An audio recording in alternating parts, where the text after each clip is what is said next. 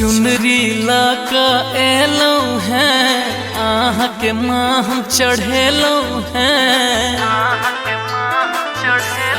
हे ये चुनरी लाका एलो हैं आहा के माँ हम चढ़ेलो हैं। सुनु ने माँ काली श्यामा माई ये सुनु ने उचट वाली ये। श्यामा माई ये सुनु ने उचट वाली ये।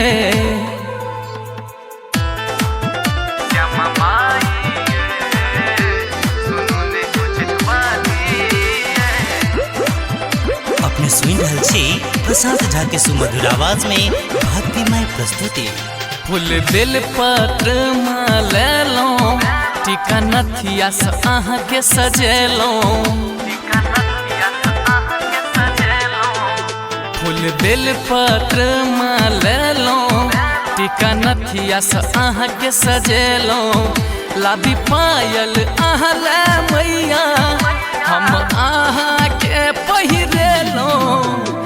मधुबनी में बिराजल छी अहिले माँ हम आयल छी। मंगरौनी वाली ये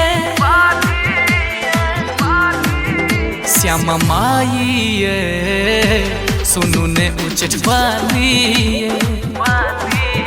श्यामा माई ये सुनु ने उचट वाली ये।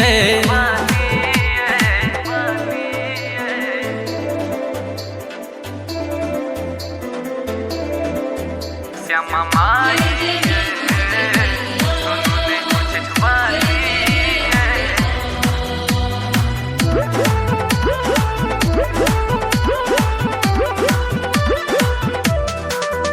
आहा जग जानी कहबै छी तैयो हमरा बिसरै छी।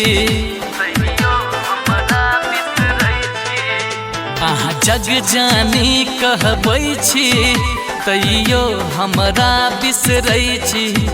कनि ध्यान दियौ ने मैया किया हमरा कनबै छी। हमरो दिस माता कुने हमरा से अहाँ भागू ने। कोई लखवाली ये श्यामा माई ये सुनु ने उचट वाली ये। श्यामा माई ये सुनु ने उचट वाली ये।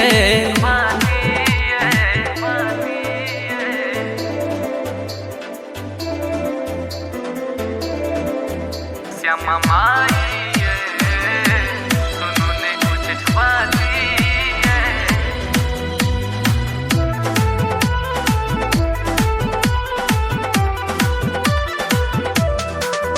प्रशांत गीत गबैया अभिनाश आहा के मनबैया। प्रशांत गीत गबैया अभिनाश आहा के मनबैया। बेरा पार लगबियो मैया हमर डूबल जाइया नैया। जिंदगी अन्हार लगैया माँ आप तो किछु न सुझाइया माँ। दरभंगा वाली ये श्यामा माई ये सुनु ने उचट वाली ये। श्यामा माई ये सुनु ने उचट वाली ये। श्यामा माई ये सुनु ने उचट वाली ये।